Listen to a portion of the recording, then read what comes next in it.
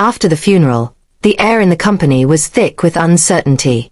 Everyone spoke in hushed tones about what would happen next, who would take control, and how the empire the CEO had built would be managed. I kept my silence, though in my pocket rested a letter that could change everything.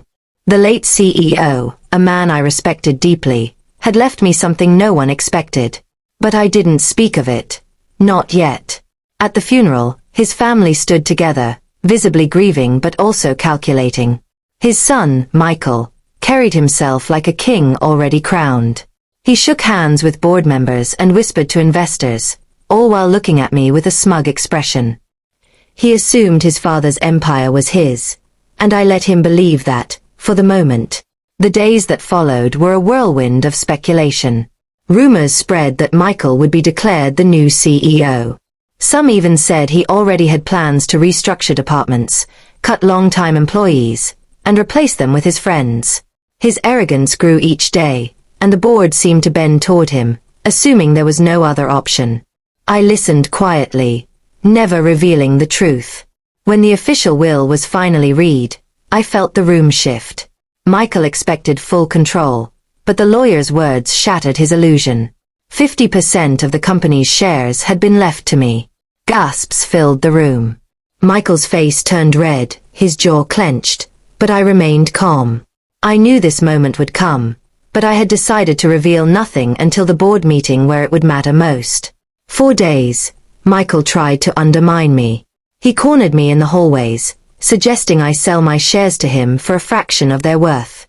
He mocked my lack of family ties to the company, as though loyalty and hard work meant nothing. But every time he tried to pressure me, I only gave him a thin smile. He had no idea the leverage I now held. Finally, the day of the board meeting arrived. The room was filled with executives, directors, and shareholders, all waiting to see what would happen. Michael walked in dressed in an expensive suit, acting as though the seat at the head of the table already belonged to him. He began speaking confidently about his vision for the company, outlining drastic changes as if he had already been voted in. When he finished, I quietly stood up. All eyes turned toward me.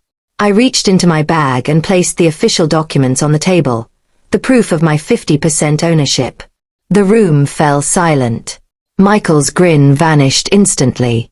I could feel the tension crackle in the air as the weight of my words settled over them.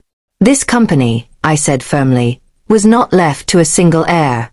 It was entrusted to me as much as to anyone else. The board members exchanged looks, whispering among themselves. Some seemed relieved, while others looked anxious. They had followed Michael out of fear, but now they realized he wasn't untouchable. The balance of power had shifted in a single moment, and I could see doubt spreading across the table. Michael tried to argue, shouting that the company belonged to his bloodline. His fists slammed against the table, his voice breaking with desperation. But the lawyer confirmed it again. Half the company was mine, legally and indisputably.